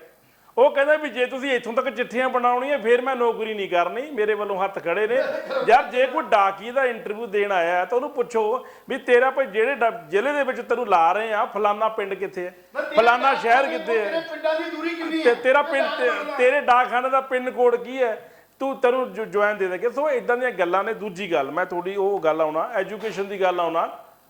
ਐਜੂਕੇਸ਼ਨ ਦੇਖੋ, ਮੁਹੱਲਾ ਕਲੀਨਿਕ ਦੀ ਆਪਣੀ ਗੱਲ ਚੱਲ ਰਹੀ ਸੀ। ਮੁਹੱਲਾ ਕਲੀਨਿਕ ਜਿਹੜੇ ਨੇ ਅਸੀਂ ਤਾਂ ਕਹਿੰਦੇ ਆ ਕਾਮਯਾਬ ਹੋਣ। ਸਭ ਪਹਿਲੀ ਗੱਲ ਤਾਂ ਇਹ ਹੈ, ਅਸੀਂ ਲੰਬਾ ਨਹੀਂ ਲੈ ਕੇ ਜਾਣਾ ਕਿਉਂਕਿ ਫਿਰ ਅਸੀਂ ਹੁਣ ਐਜੂਕੇਸ਼ਨ ਤੇ ਆਉਣਾ। ਅਸੀਂ ਕਹਿੰਦੇ ਆ ਕਿ ਮੁਹੱਲਾ ਕਲੀਨਿਕ ਕਾਮਯਾਬ ਹੋਣ, ਲੋਕਾਂ ਦਾ ਇਲਾਜ ਹੋਵੇ, ਲੋਕ ਵਧੀਆ ਹਾਸੇ ਪਾਸੇ ਆਪਦੇ ਇਲਾਜ ਕਰਕੇ ਘਰਾਂ ਨੂੰ ਜਾਇਆ ਕਰਨ। ਲੇਕਿਨ ਕਿਤੇ ਨਾ ਕਿਤੇ ਜਿਵੇਂ ਦਿੱਲੀ ਦੇ ਵਿੱਚ ਬਹੁਤ ਸਾਰੀਆਂ ਫੋਟੋਆਂ ਨਸ਼ਰ ਹੋਈਆਂ ਸੀ, ਹਾਲਾਂਕਿ ਮੈਂ ਉਹ ਫੋਟੋਆਂ ਨਹੀਂ ਖਿੱਚੀਆਂ ਜਾਂ ਫੋਟੋਆਂ ਮੇਰੇ ਕੋਲ ਵੀ ਹੋ ਸਕਦਾ ਵਿਰੋਧੀ ਪਾਰਟੀ ਦੀਆਂ ਚਾਲਾਂ ਹੋਣ ਮੁਹੱਲਾ ਕਲੀਨਿਕ ਨੂੰ ਬਦਨਾਮ ਕਰਨ ਦੀਆਂ। ਮੁਹੱਲਾ ਕਲੀਨਿਕ ਟੁੱਟੇ ਹੋਏ ਨੇ, ਉੱਥੇ ਡਾਕਟਰ ਕੋਈ ਨਹੀਂ, ਦਵਾਈ ਕੋਈ ਨਹੀਂ, ਵੀ ਇਹ ਦਿੱਲੀ ਮਾਡਲ ਹੈ। ਲੇਕਿਨ ਇਹਦਾ ਸੱਚ ਕੀ ਹੈ ਉਹ ਦਿੱਲੀ ਵਾਲੇ ਲੋਕ ਜਾਣਦੇ ਨੇ, ਕੇਜਰੀਵਾਲ ਜਾਣਦਾ। ਲੇਕਿਨ ਅਸੀਂ ਇਸ ਇੱਕ ਸੋਸ਼ਲ ਮੀਡੀਆ ਤੇ ਫੋਟੋ ਵਾਇਰਲ ਨੂੰ ਅਸੀਂ ਸੱਚ ਨਹੀਂ ਮੰਨਦੇ। ਪਰ ਜੇ ਉਹ ਫੋਟੋ ਸੱਚ ਹੈ, ਦਿੱਲੀ ਦੇ ਵਿੱਚ ਉਹ ਮੁਹੱਲਾ ਕਲੀਨਿਕ ਟੁੱਟਿਆ ਹੋਇਆ ਹੈ, ਉੱਥੇ ਡਾਕਟਰ ਨਹੀਂ, ਦਵਾਈਆਂ ਨਹੀਂ, ਲੋਕ ਤਰਸ ਰਹੇ ਨੇ, ਤਾਂ ਫਿਰ ਮੇਰੇ ਹਿਸਾਬ ਦੇ ਨਾਲ ਇਹ ਮੰਦਭਾਗੀ ਗੱਲ ਹੈ। ਔਰ ਇਹਦਾ ਪਰਛਾਵਾਂ ਕਿਤੇ ਨਾ ਕਿਤੇ ਪੰਜਾਬ ਤੇ ਪੈ ਸਕਦਾ। ਪਰ ਮੈਂ ਨਹੀਂ ਚਾਹੁੰਦਾ ਕਿ ਪੰਜਾਬ ਤੇ ਇਸ ਤਰ੍ਹਾਂ ਦਾ ਕੋਈ ਪਰਛਾਵਾਂ ਪਵੇ। ਔਰ ਦੂਜੀ ਸਭ ਤੋਂ ਵੱਡੀ ਗੱਲ ਇਹ ਹੈ ਕਿ ਪੰਜਾਬ ਦੇ ਵਿੱਚ ਅੱਜ ਲੋੜ ਹੈ ਡਾਕਟਰਾਂ ਦੀ, ਪੰਜਾਬ ਵਿੱਚ ਲੋੜ ਹੈ ਨਰਸਾਂ ਦੀ, ਪੰਜਾਬ ਦੇ ਹਸਪਤਾਲਾਂ ਨੂੰ ਲੋੜ ਹੈ ਦਵਾਈਆਂ ਦੀ, ਟੈਸਟਾਂ ਦੀ, ਮਸ਼ੀਨਾਂ ਦੀ। ਇਹ ਜਿੰਨਾ ਚਿਰ ਇਹ ਸਿਸਟਮ ਨਹੀਂ ਠੀਕ ਹੁੰਦਾ ਉਹਨਾਂ ਚਿਰ ਇਹ ਕੰਮ ਨਹੀਂ ਠੀਕ ਹੁੰਦਾ। ਪਹਿਲਾਂ ਮੀਤ ਹੇਅਰ ਨੂੰ ਸਿਹਤ ਮੰਤਰੀ ਲਾਇਆ ਸੀਗਾ, ਉਹਨੂੰ ਚਾਰਜ ਦੇਤਾ ਸੀ ਸਿੰਗਲਾ ਤੋਂ ਬਾਅਦ। ਸਿੰਗਲਾ ਚਲੋ ਰਿਸ਼ਵਤ ਦੇ ਚੱਕਰ 'ਚ ਫਸ ਗਿਆ ਵਿਚਾਰਾ, ਉਹਨੇ ਉਹਨੂੰ ਦੇਤਾ, ਉਹ ਫਿਰ ਹਸਪਤਾਲਾਂ ਵਿੱਚ ਛਾਪੇ ਮਾਰਦਾ ਰਿਹਾ। ਉਹਨੂੰ ਦੇ ਕੇ ਤੀਜਾ ਸਿਹਤ ਮੰਤਰੀ ਲਾਤਾ, ਦੱਸੋ ਚੇਤਨ ਸਿੰਘ ਜੌੜ ਮਾਜਰਾ। ਹੁਣ ਚੇਤਨ ਸਿੰਘ ਜੌੜ ਮਾਜਰਾ ਵੀ ਅੱਧੀ ਰਾਤ ਛਾਪੇ ਮਾਰ ਰਿਹਾ, ਡਾਕਟਰਾਂ ਦੀਆਂ ਨੀਂਦਾਂ ਖਰਾਬ ਕਰ ਰਿਹਾ। ਵੀ ਜਦੋਂ ਕਿ ਚੰਗੀ ਤਰ੍ਹਾਂ ਸਰਕਾਰ ਜਾਣਦੀ ਹੈ ਵੀ ਹਸਪਤਾਲਾਂ ਵਿੱਚ ਪੁਖਤਾ ਪ੍ਰਬੰਧ ਨਹੀਂ ਹੈਗੇ, ਨਾ ਬੈੱਡ ਨੇ, ਨਾ ਕੋਈ ਛੱਤਾਂ ਚੋਈ ਜਾਂਦੀਆਂ ਨੇ, ਨਾ ਕਿਤੇ ਏਸੀ ਦਾ ਪ੍ਰਬੰਧ। ਚਲੋ ਸ਼ਹਿਰਾਂ ਵਿੱਚ ਜਿਹੜੇ ਸੁਵਿਧਾਵਾਂ ਜਿਹੜੀਆਂ ਨੇ ਹੈਲਥ ਦੀਆਂ ਪੰਜਾਬ ਦੇ ਵਿੱਚ ਉਹ ਵੱਧ ਤੋਂ ਬੱਤਰ ਹੋਈਆਂ ਪਈਆਂ ਨੇ। ਕੱਲ ਸੰਗਰੂਰ ਦਾ ਇੱਕ ਵੀਡੀਓ ਆਇਆ ਜਿਹੜਾ ਕਿ ਭਗਵੰਤ ਮਾਨ ਦਾ ਇਲਾਕਾ ਹੈ, ਭਗਵੰਤ ਮਾਨ ਦਾ ਗੜ੍ਹ, ਉੱਥੋਂ ਦੇ ਸਰਕਾਰੀ ਸਿਵਲ ਹਸਪਤਾਲ ਦੇ ਵਿੱਚ 23 ਘੰਟੇ ਲਾਈਟ ਹੀ ਨਹੀਂ ਆਈ। ਉੱਥੇ ਬੰਦਾ ਕੀ ਆਪਰੇਸ਼ਨ ਕਰਾਓ, ਕੀ ਸਰਜਰੀ। ਹੁਣ ਮੋਮਬੱਤੀ ਲਾ ਕੇ ਤਾਂ ਬੱਚਾ ਪੈਦਾ ਕਰਾਇਆ ਨਹੀਂ ਜਾ ਸਕਦਾ, ਮੋਮਬੱਤੀ ਲਾ ਕੇ ਤਾਂ ਕਿਸੇ ਦਾ ਪਿੱਤਾ ਕੱਢਿਆ ਨਹੀਂ ਜਾ ਸਕਦਾ। ਲੋਕ ਉੱਥੇ ਬੁਰੀ ਹਾਲਤ ਤਰਾਹੀ ਕਰ ਰਹੇ ਸੀ। ਡਾਕਟਰ ਕਹਿੰਦੇ ਸਾਡੇ ਕੋਲੇ ਬਜਟ ਹੈ ਨਹੀਂ। ਹੁਣ ਬਜਟ ਗਿਆ ਕਿੱਥੇ? ਇੰਨੇ 100 ਕਰੋੜ ਦਾ ਬਜਟ ਅਕਾਲੀਆਂ ਨੇ, ਕਾਂਗਰਸੀਆਂ ਨੇ ਕੀਤਾ। ਉਹ ਭਾਈ ਸੁਖਬੀਰ ਸਿੰਘ ਬਾਦਲ ਤੂੰ ਹੀ ਹਿਸਾਬ ਦੇ ਦੇ, ਕੈਪਟਨ ਅਮਰਿੰਦਰੀ ਹਿਸਾਬ ਦੇ ਦੇ, ਜਾਂ ਪਹਿਲਾਂ ਵਾਲੇ ਜਿਹੜੇ ਸਿਹਤ ਮੰਤਰੀ ਰਹੇ ਨੇ ਉਹੀ ਹਿਸਾਬ ਦੇ ਦੇਣ ਵੀ ਗਏ ਕਿੱਥੇ। ਗਿੱਲ ਸਾਹਿਬ ਜਦੋਂ ਤੁਸੀਂ ਖੁਦ ਹੀ ਕਹਿ ਰਹੇ ਹੋ ਵੀ 3 ਸਿਹਤ ਮੰਤਰੀ ਇਹਨਾਂ 4 ਮਹੀਨਿਆਂ ਚ ਚੇਂਜ ਕਰਤੇ ਨੇ, ਤਾਂ ਜਵਾਬ ਦੇ ਕਿਹੜਾ? ਕੋਈ ਵੀ ਨਹੀਂ। ਅਸੀਂ ਜਵਾਬ ਦੇ ਗੱਲ ਪਰ ਜਵਾਬ ਦੇ ਕਿਹੜਾ? ਪਹਿਲੇ ਮੰਤਰੀ ਨੇ ਕੰਮ ਨਹੀਂ ਕੀਤਾ, ਉਹਦਾ ਕੋਈ ਉਹਨੂੰ ਦੂਜਾ ਮਹਿਕਮਾ ਮਿਲ ਗਿਆ। ਹੁਣ ਤੀਜੇ ਨੂੰ ਦੂਜੇ ਨਹੀਂ ਕੀਤਾ, ਉਹਨੂੰ ਦੂਜੇ ਨੂੰ ਦੂਜਾ ਮਿਲ ਗਿਆ। ਹੁਣ ਜਵਾਬ ਕਿਹਦੇ ਤੋਂ ਮੰਗੀਏ? ਸਿਸਟਮ ਸੁਧਾਰਨ ਦੀ ਜ਼ਿੰਮੇਵਾਰੀ ਕਿਹਦੀ ਹੋਈ? ਤੁਸੀਂ ਤਾਂ ਬਦਲਦੇ। ਇਹ ਮੈਨੂੰ ਐ ਲੱਗਦਾ ਲਹਿਲ ਸਾਹਿਬ ਸਿਹਤ ਰਾਘਵ ਚੱਡਾ ਨਹੀਂ ਮੈਨੂੰ ਇਹ ਲੱਗਦਾ ਵੀ ਸਿਹਤ, ਮਾਈਨਿੰਗ ਤੇ ਐਕਸਾਈਜ਼ ਇਹ ਰਾਘਵ ਚੱਡਾ ਜੀ ਵੇਖਣਗੇ। ਉਹ ਤਾਂ ਦੇਖਣਗੇ ਨਾ ਕਿ ਉੱਥੋਂ ਰੈਵਨਿਊ ਆਉਣਾ। ਜਿਹੜਾ ਰਾਘਵ ਚੱਡਾ ਦੀ ਅੱਜ ਜਿਹੜੀ ਗੱਲ ਕਰਦੇ ਆ ਕਿ ਪੰਜਾਬ ਸਾਰੇ ਦੇ ਵਿੱਚ ਲੋਕਾਂ ਦੇ ਵਿੱਚ ਮੂੰਹਾਂ ਤੇ ਇੱਕੋ ਹੀ ਸਵਾਲ ਹੈ ਵੀ ਸਾਡਾ ਪੰਜਾਬ ਜਿਹੜਾ ਉਹ ਦਿੱਲੀ ਵਾਲਿਆਂ ਨੂੰ ਜਾਂ ਆਮ ਆਦਮੀ ਪਾਰਟੀ ਨੂੰ ਗਹਿਣੇ ਰੱਖ ਦਿੱਤਾ ਹੈ। ਇੱਕ ਹੋਰ ਦੱਸ ਦਿਆਂ, ਚੰਡੀਗੜ੍ਹ ਹਾਈ ਕੋਰਟ ਦੇ ਵਿੱਚ ਇੱਕ ਐਡਵੋਕੇਟ ਨੇ ਰਾਘਵ ਚੱਡਾ ਦੇ ਖਿਲਾਫ ਪਟੀਸ਼ਨ ਦਾਇਰ ਕੀਤੀ ਹੈ ਸਰਕਾਰ ਦੇ ਖਿਲਾਫ ਵੀ ਜਿਹੜੀ ਰਾਘਵ ਚੱਡਾ ਦੀ ਨਿਯੁਕਤੀ ਹੋਈ ਹੈ ਇਹ ਕਿਸ ਤਰਕ ਤੇ ਕਿਸ ਆਧਾਰ ਤੇ ਹੋਈ ਹੈ, ਜਦੋਂ ਕਿ ਇਹ ਨਿਯੁਕਤੀ ਨਹੀਂ ਹੋ ਸਕਦੀ। ਸੰਵਿਧਾਨਕ ਤੌਰ ਦੇ ਉੱਤੇ ਇਹ ਨਹੀਂ ਕੀਤੀ ਜਾ ਸਕਦੀ। ਸੰਵਿਧਾਨ ਨੂੰ, ਕਾਨੂੰਨ ਨੂੰ ਛਿੱਕੇ ਟੰਗ ਕੇ, ਪ੍ਰੋਟੋਕਾਲ ਨੂੰ ਛਿੱਕੇ ਟੰਗ ਕੇ ਤੁਸੀਂ ਇਹਨੂੰ ਜਿਹੜੀ ਨਿਯੁਕਤੀ ਕਰਦੇ ਹੋ ਇਹ ਗਲਤ ਹੈ। ਇਹਦੇ ਵਾਸਤੇ ਜਗਮੋਹਨ ਸਿੰਘ ਪੱਟੀ ਜਿਹੜੇ ਹਾਈ ਕੋਰਟ ਜੀ ਮੈਂ ਨਾਂ ਭੁੱਲ ਗਿਆ ਸੀ, ਉਹਨਾਂ ਨੇ ਜਿਹੜੀ ਆ ਪਟੀਸ਼ਨ ਦਾਖਲ ਕਰ ਦਿੱਤੀ ਆ। ਪਟੀਸ਼ਨ ਦੇ ਨਾਲ ਸਮੁੱਚੇ ਪੰਜਾਬ ਦੀਆਂ ਜਿਹੜੀਆਂ ਜਥੇਬੰਦੀਆਂ ਨੇ ਜਾਂ ਪੰਜਾਬ ਦੇ ਲੋਕ ਨੇ ਜਾਂ ਸਧਾਰਨ ਲੋਕ ਵੀ ਨੇ, ਮੈਂ ਇਹ ਛੱਡ ਦਿਓ ਕਿ ਪੋਲੀਟੀਕਲ ਲੋਕਾਂ ਨੇ ਇੱਕ ਦੂਜੇ ਦਾ ਵਿਰੋਧ ਕੀਤਾ, ਛੱਡ ਦਿੰਦੇ ਆ। ਤੁਸੀਂ ਪਿੰਡਾਂ ਦੀਆਂ ਸੱਥਾਂ 'ਚ ਚੱਲ ਜਾਓ ਜਿੱਥੇ ਬੰਦੇ ਤਾਸ਼ ਖੇਡਦੇ ਨੇ, ਜੀ ਬੜੇ ਜਿਹੜੇ ਪੜ੍ਹੇ ਲਿਖੇ ਨਹੀਂ ਆ, ਜਿਨ੍ਹਾਂ ਦਾ ਸ਼ਹਿਰਾਂ ਨਾਲ ਤਾਲਮੇਲ ਕੋਈ ਨਹੀਂ ਆ, ਪਰ ਉਹ ਆਪਣੇ ਥੜੇ ਤੇ ਬੈਠਿਆਂ ਵੀ ਅਖਬਾਰ ਪੜ੍ਹ ਕੇ ਨਿਰਣय ਦੇ ਦਿੰਦੇ ਨੇ ਕਿ ਭਗਵੰਤ ਮਾਨ ਦਾ ਫੈਸਲਾ ਗਲਤ ਹੈ। ਉਹ ਸਾਡੀ ਜਿਹੜੀ ਜਿੱਤਾਂ ਉਹ ਬਾਹਰ ਨਹੀਂ ਬਣਾਣੀ। ਇੱਕ ਵੱਖਰੀ ਗੱਲ ਹੈ ਕਿ ਰਾਘਵ ਚੱਡਾ MBA ਹੋ ਸਕਦਾ, ਉਹ ਅੱਛੀਆਂ ਯੂਨੀਵਰਸਿਟੀਆਂ 'ਚ ਪੜ੍ਹਿਆ ਹੋ ਸਕਦਾ, ਅਕਲਮੰਦ ਹੋ ਸਕਦਾ, ਸਾਡੇ ਸਿਸਟਮ ਨੂੰ, ਸਾਡੀ ਇਸ ਕਰਜ਼ੇ 'ਚੋਂ ਬਾਹਰ ਕੱਢ ਸਕਦਾ, ਵਿੱਤੀ ਕਰ ਸਕਦਾ, ਪਰ ਇਹਨੂੰ ਕੁਝ ਹੋਰ ਜ਼ਿੰਮੇਵਾਰੀਆਂ ਬਾਹਰੋਂ ਦਿੱਤੀਆਂ ਜਾ ਸਕਦੀਆਂ ਸੀ। ਉਹ ਮੈਂਬਰ ਜਿਹੜਾ ਰਾਜ ਸਭਾ ਹੈ ਉਹ ਰਾਜ ਸਭਾ ਹੋਣ ਦੇ ਨਾਲ ਸਾਨੂੰ ਸੁਵਿਧਾ ਦੇ ਸਕਦਾ ਸੀ, ਪਰ ਇਹ ਕੋਈ ਜ਼ਰੂਰੀ ਤਾਂ ਨਹੀਂ ਕਿ ਅਸੀਂ ਉਹਨੂੰ ਕਾਨੂੰਨੀ ਤੌਰ ਤੇ ਛਿੱਕੇ ਟੰਗ ਕੇ ਕਾਨੂੰਨ ਨੂੰ ਉਹਨੂੰ ਇੱਕ ਚੇਅਰਮੈਨ ਹੀ ਦੇ ਲਿਆ, ਜਦੋਂ ਕਿ 92 ਬੰਦੇ MLA ਸਾਡੇ ਪੜ੍ਹੇ ਲਿਖੇ ਨੇ, ਸਮਝਦਾਰ ਨੇ, ਸੂਝਵਾਨ ਨੇ, MBA ਵੀ ਨੇ, ਔਰ ਉਹਨਾਂ ਨੂੰ ਕਿਉਂ ਨਹੀਂ ਜ਼ਿੰਮੇਵਾਰੀ ਦਿੱਤੀ ਗਈ? ਔਰ ਉਹਦਾ ਸਟਾਫ ਅਜੇ ਡਿਸਾਈਡ ਕਰਨਾ, ਉਹ ਡਿਸਾਈਡ ਕਿੰਨੇ ਕਰਨਾ? ਉਹ ਰਾਘਵ ਚੱਡੇ ਨੇ ਕਰਨਾ। ਰਾਘਵ ਚੱਡਾ ਜੀ ਇਹ ਫੈਸਲਾ ਕਰਨਗੇ ਕਿ ਬੰਦੇ ਜਿਹੜੇ ਆ ਮੈਂ ਦਿੱਲੀ ਤੋਂ ਲੈ ਕੇ ਆਉਣੇ, ਨਾ ਕਿ ਪੰਜਾਬ ਤੋਂ। ਬੜੀ ਹੈਰਾਨੀ ਵਾਲੀ ਗੱਲ ਹੈ ਕਿ ਪਹਿਲਾਂ ਹੀ ਰੌਲਾ ਅਸੀਂ ਪਾਇਆ ਹੋਇਆ ਕਿ ਪੰਜਾਬ ਦੀ ਜਿਹੜੀ ਸਾਡੀ ਟੀਮ ਹੈ, ਪੰਜਾਬ ਦੇ ਜਿਹੜੇ IAS ਅਫਸਰ ਨੇ, ਪੰਜਾਬ ਦੇ ਜਿਹੜੇ ਸੀਨੀਅਰ ਅਥਾਰਟੀ ਦੇ ਬਿਊਰੋਕਰੇਟ ਨੇ, ਉਹਨਾਂ ਨੂੰ ਦਰਕਿਨਾਰ ਕਰਕੇ ਆਪਣੇ ਲੈਵਲ ਦੇ ਦਿੱਲੀ ਤੋਂ ਬੰਦੇ ਲਿਆਂਦੇ ਗਏ ਨੇ। ਔਰ ਕੱਲ ਵੀ ਜਿਹੜੀ ਪੋਸਟ ਨਵੀਂ ਆਈ ਹੈ ਉਹਦੇ 'ਚ ਇਹ ਹੈ ਕਿ ਜਿਹੜਾ ਰਾਘਵ ਚੱਡੇ ਨੇ ਜਿਹੜੀ ਹੁਣ ਸਕੀਮ ਬਣਾਈ ਹੈ ਉਹਦੇ 'ਚ ਵੀ ਆਇਡੈਂਟੀਫਾਈ ਕੀਤਾ ਹੋਇਆ ਬੰਦਿਆਂ ਦਾ ਵੀ ਆਹ ਬੰਦੇ ਜਿਹੜੇ ਨੇ ਰਾਘਵ ਚੱਡਾ ਇੱਥੇ ਅਪੁਆਇੰਟ ਕਰਨ ਜਾ ਰਹੇ। ਇਸੇ ਤਰ੍ਹਾਂ ਮਹੱਲਾ ਕਲੀਨਿਕ ਵੀ ਇਹੀ ਹੋਊਗਾ, ਨਵੀਆਂ ਭਰਤੀਆਂ ਦਿੱਲੀ ਦੀਆਂ ਹੋਣਗੀਆਂ, ਉੱਥੋਂ ਦੇ ਲੋਕਾਂ ਦੀਆਂ ਹੋਣਗੀਆਂ। ਸੋ ਕਈ ਇਹੋ ਜਿਹੇ ਇਸ਼ੂ ਨੇ ਜਿਹੜੇ ਇਸ਼ੂ ਅੱਜ ਟੌਪ ਤੇ ਚੱਲ ਰਹੇ ਨੇ। ਕਈ ਗੱਲਾਂ ਇਹੋ ਜਿਹੀਆਂ ਨੇ ਜਿਹੜੀਆਂ ਸੰਵਿਧਾਨ ਕਾਨੂੰਨ ਦੇ ਮੁਤਾਬਕ ਖਰੀਆਂ ਨਹੀਂ ਉਤਰਦੀਆਂ, ਉਹਦੇ ਮੁਤਾਬਕ ਨਹੀਂ ਹੁੰਦੀਆਂ, ਪਰ ਆਪਾਂ ਉਹਨੂੰ ਕਰਨ ਦਾ ਯਤਨ ਕਰਦੇ ਜਿੱਥੇ ਆਪਾਂ ਸਰਕਾਰ ਜਿਹੜੀ ਆ ਉਹ ਜਵਾਬਦੇਹ ਹੋ ਜਾਂਦੀ ਹੈ। ਇਸੇ ਕਰਕੇ ਜੇ ਹੁਣ ਗੱਲ ਕਰਦੇ ਆ ਉਹਦੀ ਮੰਤਰੀ ਦੀ, ਸਿਹਤ ਮੰਤਰੀ ਦੀ ਗੱਲ ਕਰਦੇ ਪਹਿਲੇ ਦੀ, ਤਾਂ ਪਹਿਲੇ ਸਿਹਤ ਮੰਤਰੀ ਨੂੰ ਇਸ ਕਰਕੇ ਜਿਹੜਾ ਉਹ ਰਿਸ਼ਵਤਖੋਰੀ 'ਚ ਫਸਾਇਆ ਗਿਆ ਤੇ ਭਗਵੰਤ ਮਾਨ ਨੇ ਕਹਿੰਦਾ ਰਿਹਾ ਕਿ ਮੈਂ ਉਹ ਖੁਦ ਵੀਡੀਓ ਵੇਖੀ ਹੈ। ਕੱਲ ਬਹੁਤ ਲੋਕਾਂ ਨੇ ਮੰਗ ਕੀਤੀ ਕਿ ਭਗਵੰਤ ਮਾਨ ਦੀ ਉਹ ਜਿਹੜੀ ਵੀਡੀਓ ਹੈ ਉਹ ਦਿਓ, ਉਹ ਤੁਸੀਂ ਜਾਰੀ ਕਰੋ, ਉਹ ਜਨਤਕ ਕਰੋ, ਉਹਨੂੰ ਜਨਤਕ ਕਰ ਦਿਓ, ਪ੍ਰੂਫ ਦੇ ਦਿਓ, ਪਤਾ ਲੱਗ ਜੂ। ਕਿਉਂਕਿ ਉਹਦੇ ਬਾਹਰ ਆਉਣ ਤੋਂ ਬਾਅਦ ਉਹਨੇ ਖੁਦ ਕਿਹਾ ਨਾ ਮੈਂ ਨਾ ਮੇਰਾ ਪਰਿਵਾਰ ਕੋਈ 1 ਰੁਪਈਆ ਵੀ ਸਾਬਤ ਕਰ ਦੇ ਮੇਰੀ ਇਸ ਮਾਮਲੇ 'ਚ ਜਾਂ ਹੋਰ ਕਿਸੇ ਮਾਮਲੇ 'ਚ ਤਾਂ ਮੈਂ ਜਵਾਬਦੇਹ ਹੋਊਂਗਾ। ਹੁਣ ਇਹ ਨਹੀਂ ਪਤਾ ਕਿ ਸਿੰਗਲਾ ਸਾਹਿਬ ਝੂਠ ਮਾਰਦੇ ਨੇ ਦਾ ਭਗਵੰਤ ਮਾਨ ਝੂਠ ਮਾਰਦਾ। ਇਸ ਝੂਠ ਨੂੰ ਸਹੀ ਢੰਗ ਨਾਲ ਰੀਪ੍ਰੈਜ਼ੈਂਟ ਕਰਨ ਵਾਸਤੇ ਇਹ ਤੁਹਾਡੇ ਕੋਲ ਹੀ ਆ, ਤੁਸੀਂ ਪੰਜਾਬ ਦੇ ਲੋਕਾਂ ਨੂੰ ਜਵਾਬ ਦੇ ਦਿਓ। ਇਸ਼ਤਿਹਾਰ ਜੋ ਵੱਡੇ ਵੱਡੇ ਦਿੰਦੇ ਹੋ, ਕਰੋੜਾਂ ਰੁਪਈਆ ਤੁਸੀਂ ਇਸ਼ਤਿਹਾਰਾਂ ਤੇ ਲਾ ਕੇ ਪੰਜਾਬ ਦੇ ਖਜ਼ਾਨੇ ਨੂੰ ਖਤਮ ਕਰਨ ਵੱਲ ਜਾ ਰਹੇ ਹੋ। ਤਾਂ ਇਹ ਵੀ ਇੱਕ ਦੇ ਦਿਓ ਜਵਾਬ। ਇਹ ਜਵਾਬ ਤੁਸੀਂ ਦਿੱਤਾ ਨਹੀਂ, ਪਰ ਕੱਲ ਇੱਕ ਨਵਾਂ ਇਸ਼ਤਿਹਾਰ ਦੇ ਕੇ ਕਰੋੜਾਂ ਰੁਪਈਏ ਦਾ ਹੋਰ ਜਿਹੜਾ ਚੂਨਾ ਤੁਸੀਂ ਉਹ ਲਾਤਾ ਗਿਆ। ਔਰ ਨਾਲ ਨਾਲ ਜਿਵੇਂ ਤੁਸੀਂ ਬਿਜਲੀ ਦਾ ਹੁਣ ਬਹੁਤ ਵੱਡਾ ਪ੍ਰਚਾਰ ਹੋ ਗਿਆ ਕਿ ਬਿਜਲੀ ਬੋਰਡ ਦੇ ਵਿੱਚ ਇੱਕ ਸ਼ਰਤ ਹਟਾਤੀ ਗਈ ਹੈ। ਅੱਜ ਪੰਜਾਬ ਦੇ ਅੰਦਰ ਪਹਿਲਾਂ ਤਾਂ ਸ਼ਾਇਦ ਵਿਰੋਧ ਨਹੀਂ ਸੀ, ਪਰ ਅੱਜ ਇੰਨਾ ਵੱਡਾ ਵਿਰੋਧ ਹੋ ਰਿਹਾ ਉਹਨਾਂ ਦਾ ਜਿਹੜੇ ਜਨਰਲ ਕੈਟਾਗਰੀ ਦੇ ਨੇ। ਉਹ ਕਿੱਥੇ ਗਏ? ਅਸੀਂ ਇਹ ਪੁੱਛਦੇ ਹਾਂ ਕਿ ਜਿਨ੍ਹਾਂ ਬੰਦਿਆਂ ਨੇ ਬਿਜਲੀ ਬੋਰਡ ਦੇ ਪੈਸਾ ਨਹੀਂ ਦਿੱਤਾ, ਬਿੱਲ ਨਹੀਂ ਦਿੱਤਾ, ਕਈਆਂ ਸਾਲਾਂ ਤੋਂ ਡਿਫਾਲਟਰ ਚੱਲੇ ਆ ਰਹੇ ਨੇ, ਕਾਨੂੰਨੀ ਤੌਰ ਤੇ ਮੁਜਰਮ ਪਾਏ ਜਾਂਦੇ ਨੇ, ਤੇ ਉਹਨਾਂ ਬੰਦਿਆਂ ਨੂੰ ਰਿਆਇਤ ਦਿੱਤੀ, ਸਾਰਾ ਮਾਫ ਕਰਕੇ ਜਾਂ ਫਿਰ ਮਾਫ ਕਰਤਾ।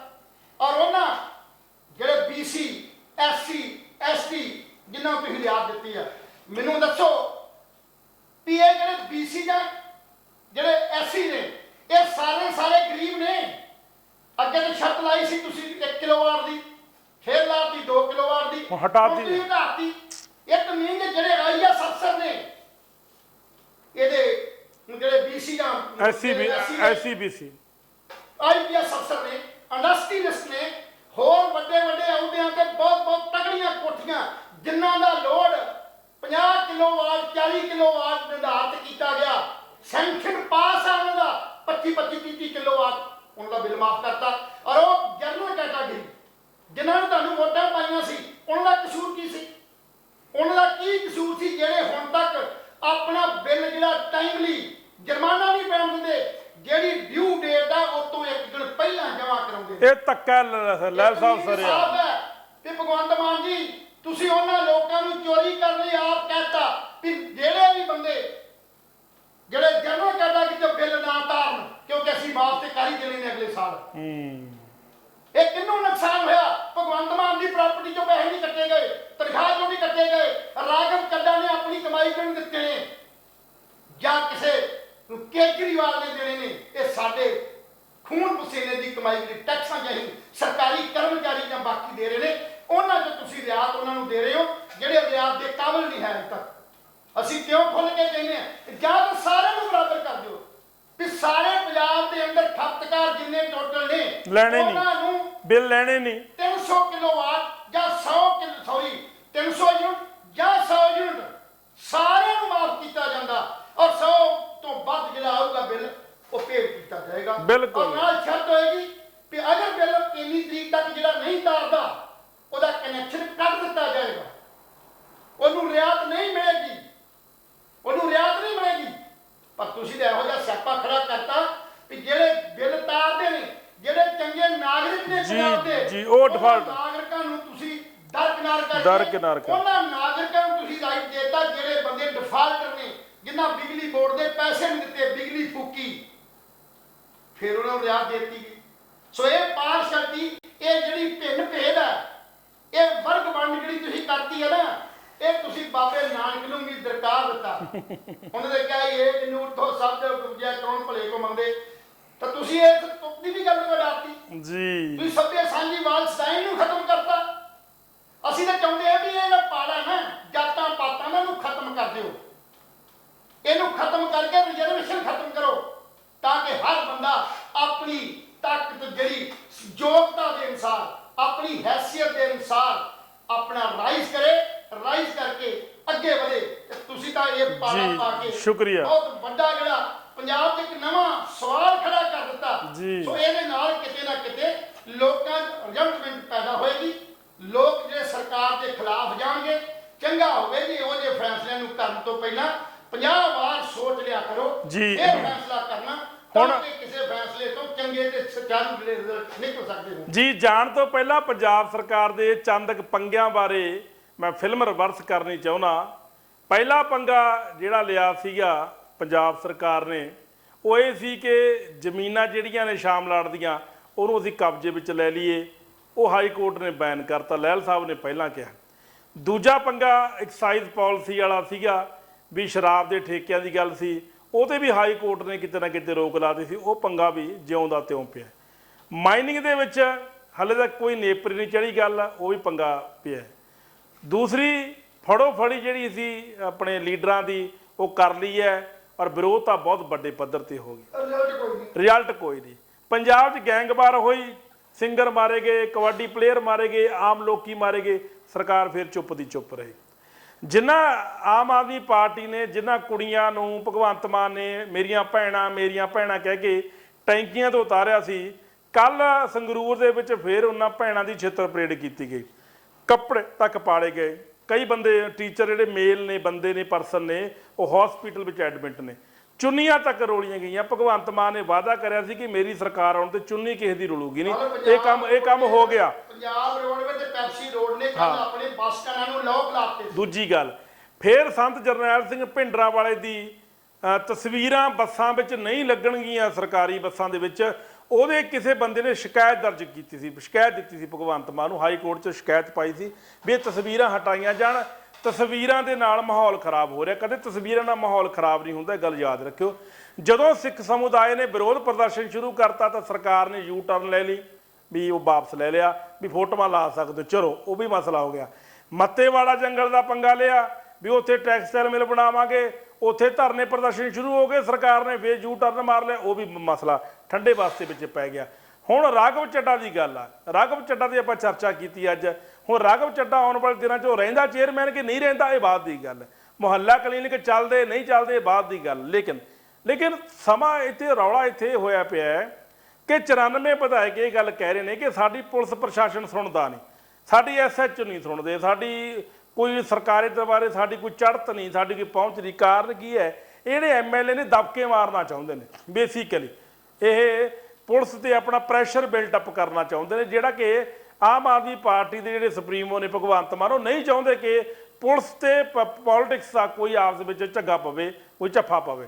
ਔਰ ਇਹ ਚੰਗੀ ਗੱਲ ਹੈ। ਲੇਕਿਨ ਕਿਤੇ ਨਾ ਕਿਤੇ MLA ਪਰੇਸ਼ਾਨ ਨੇ, MLA ਟੈਨਸ਼ਨ 'ਚ ਨੇ, MLA ਦੇ ਖਰਚੇ ਨਹੀਂ ਨਿਕਲ ਰਹੇ, MLA ਨੂੰ ਪ੍ਰੋਪਰ ਤਨਖਾਹ ਜਿਹੜੀ ਹੈ ਉਹ ਵੀ ਸਹੀ ਟਾਈਮ ਤੇ ਨਹੀਂ ਮਿਲਦੀ, ਕਦੇ 20 ਨੂੰ ਮਿਲਦੀ ਹੈ, ਕਦੇ 18 ਨੂੰ ਮਿਲਦੀ, ਕਦੇ 24 ਨੂੰ ਮਿਲਦੀ ਹੈ। ਇਹ ਗੱਲ ਪੱਕੀ ਗੱਲ ਕਲੀਅਰ ਹੈ। ਸਵਾਲ ਇੱਥੇ ਖੜਾ ਹੁੰਦਾ ਹੈ, ਭੱਤੇ ਵੱਧ ਨਹੀਂ ਰਹੇ, MLA ਨੂੰ ਪੈਸਿਆਂ ਦੀ ਰਿਸ਼ਵਤ ਲੈਣ ਦੀ ਪਰਮਿਸ਼ਨ ਹੈ ਨਹੀਂ। ਹੁਣ MLA ਵਿਚਾਰਾ ਕਰੂਗੀ, ਚਾਹ ਕਿੱਥੋਂ ਪਿਓ? ਔਰ ਆਉਣ ਵਾਲੇ ਦਿਨਾਂ ਵਿੱਚ ਇਹ ਹੋ ਜਾਣਾ ਕਿ MLA ਕੋਲ ਜਦੋਂ ਬੰਦਾ ਮਿਲਣ ਜਾਇਆ ਕਰੂਗਾ ਤਾਂ ਉਹ ਚਾਹ ਆਪਦੀ ਕੇਤਲੀ 'ਚ ਪਾ ਕੇ ਲੈ ਕੇ ਜਾਇਆ ਕਰਨਗੇ, ਵੀ MLA ਸਾਹਿਬ ਕੋਲ 2 ਘੰਟੇ ਬਹਿਣਾ, ਭਾਈ ਆਪਦੇ ਬ੍ਰੈਡ ਤੇ ਚਾਹ ਦੀ ਕੇਤਲੀ ਨਾਲ ਲੈ ਜਾਓ, ਔਰ MLA ਨੂੰ ਵੀ ਪਿਆਓ ਨਾਲੇ ਆਪ ਵੀ ਪੀਓ। ਆਉਣ ਵਾਲੇ ਦਿਨਾਂ 'ਚ ਇਹ ਹਾਲਾਤ ਹੋਣ ਵਾਲੇ। ਲਹਿਲ ਸਾਹਿਬ 1-2 ਮਿੰਟ ਬੱਚੇ ਨੇ ਕੀ ਕਹਿਣਾ ਚਾਹੁੰਦੇ ਹੋ? ਮੇਰਾ ਕਹਿਣ ਦਾ ਭਾਵ ਵੀ ਸਰਕਾਰ ਨੂੰ ਕੋਈ ਵੀ ਜਿਹੜਾ ਫੈਸਲਾ ਲੈਣਾ ਨਾ, ਉਹਨੂੰ ਸੋਚ ਸਮਝ ਕੇ ਤੇ ਕਾਨੂੰਨ ਦੀ ਜਿਹੜੀ ਕਸੌਟੀ ਤੇ ਪੂਰਾ ਉਤਰਨ ਵਾਲਾ ਫੈਸਲਾ, ਹਾਂ, ਮਾਪਦੰਡ ਤਾਂ ਹੋਵੇ ਨਾ ਕੋਈ। ਚਾਹੀਦਾ ਜਿਵੇਂ ਕੱਲ ਵੀ ਮਤਲਬ ਉਹ ਸਾਰੇ ਜਿਹੜੇ PT ਜਿਹੜੇ ਹੈਗੇ ਨੇ ਟੈਟ ਪਾਸ B.Ed ਡਲਦੇ ਆਪ ਕਿਸੇ ਨਹੀਂ ਜੀ, ਉਹ ਤਾਂ ਹੈ ਸੀ। PRTC ਤੇ ਪਨ ਬੱਸ ਵਾਲਿਆਂ ਨੇ ਜਾਂ ਜਿਹੜੇ ਰੋਡਵੇਜ਼ ਦੀਆਂ ਬੱਸਾਂ ਨੇ, ਉਹਨੇ ਆਪੋ ਆਪਣੇ ਡੀਪੂ ਬੰਦ ਕਰਤੇ ਸੀ, ਕਿਉਂਕਿ ਕੱਚੇ ਜਿਹੜੇ ਜਿਹੜੇ ਮੁਲਾਜ਼ਮ ਜਿਹੜੇ ਡੇਲੀ ਵੇਜ ਤੇ ਕੰਟਰੈਕਟ ਹੈਗੇ ਨੇ contract base ਤੇ, ਉਹਨਾਂ ਨੂੰ ਕਿਸੇ ਨੂੰ ਵੀ ਤਨਖਾਹ ਨਹੀਂ ਮਿਲੀ 6-6 ਮਹੀਨੇ ਤੋਂ ਜਿਹੜੀ ਤਨਖਾਹ ਤੋਂ ਆਤਰ ਬੈਠੇ ਨੇ।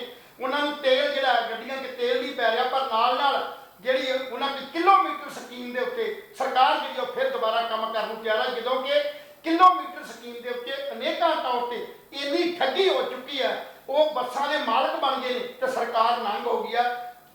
ਜੋ ਹਾਲਤ ਅੱਜ ਪੈਪਸੂ ਰੋਡਵੇਜ਼ ਦਾ, ਜੋ ਅੱਜ ਹਾਲਤ ਪੰਜਾਬ ਰੋਡਵੇਜ਼ ਦਾ ਬਹੁਤ ਬੁਰਾ, ਤੇ ਕੱਲ ਉਹਨਾਂ ਨੇ ਬਹੁਤ ਵੱਡੇ ਪੱਧਰ ਤੇ ਆਪਣਾ 2 ਘੰਟੇ ਦਾ ਪ੍ਰਦਰਸ਼ਨ ਕਰਕੇ ਸਰਕਾਰ ਨੂੰ ਅਲਟੀਮੇਟਮ ਦਿੱਤਾ ਕਿ ਅਗਰ ਤੁਸੀਂ ਇਸ ਪਾਸੇ ਧਿਆਨ ਨਹੀਂ ਦਿਓਗੇ ਤੇ ਅਸੀਂ ਜਿਹੜੀਆਂ ਇਹ ਤੋਂ ਜਿਹੜਾ ਹੋਰ ਤਿੱਖਾ ਸੰਘਰਸ਼ ਜਿਹੜਾ ਵਿੱਢਣ ਲਈ ਤਿਆਰ ਹੋ ਜਾਵਾਂਗੇ। ਸੋ ਇਸ ਕਰਕੇ ਚੰਗਾ ਇਹ ਆ ਵੀ ਸਰਕਾਰਾਂ ਨੂੰ ਲੋਕ ਪੱਖੀ ਫੈਸਲੇ ਜਿਹੜੇ ਕਰਨ ਵੱਲ ਧਿਆਨ ਦੇਣਾ ਚਾਹੀਦਾ, ਨਾ ਕਿ ਦਿੱਲੀ ਪੱਖੀ ਜਿਹੜੇ ਫੈਸਲੇ ਕਰਕੇ ਜਾਂ ਬਾਹਰਲੇ ਬੰਦਿਆਂ ਤੋਂ ਸਲਾਹਾਂ ਲੈ ਕੇ ਜਿਹੜੇ ਸਾਡੇ ਪੰਜਾਬ ਨੂੰ, ਪੰਜਾਬੀਅਤ ਨੂੰ, ਇਹਨੂੰ ਸਮਝਣ ਦਾ ਅਜੇ ਤੱਕ ਉਹਨਾਂ 'ਚ ਹਿਆ ਨਹੀਂ ਹੈ, ਨਾ ਹੀ ਉਹ ਸਮਝ ਸਕਦੇ ਨੇ। ਪੰਜਾਬ ਲੈਵਲ ਤੇ ਕੀਤੇ ਫੈਸਲੇ ਸ਼ੁਕਰੀਆ ਕਰਨ ਦਾ ਯਤਨ ਕੀਤਾ ਜਾਵੇ। ਜੀ ਬਿਲਕੁਲ। ਤੁਹਾਨੂੰ ਦੋਸਤੋ ਸਾਡੀ ਅੱਜ ਦੀ ਖੁਣ ਚਰਚਾ ਕਿਸ ਤਰ੍ਹਾਂ ਦੀ ਲੱਗੀ? ਆਪਣੇ ਵਿਚਾਰ, ਆਪਣੇ ਸੁਝਾਅ ਸਾਨੂੰ ਜ਼ਰੂਰ ਦੇ ਦਿਆ ਕਰੋ। ਕੱਲ ਫੇਰ ਮਿਲਾਂਗੇ ਕਿਸੇ ਨਵੀਂ ਚਰਚਾ ਦੇ ਨਾਲ। ਤਦ ਤੱਕ ਲਈ ਸਾਨੂੰ ਇਜਾਜ਼ਤ ਦਿਓ। ਰੱਬ ਰਾਖਾ।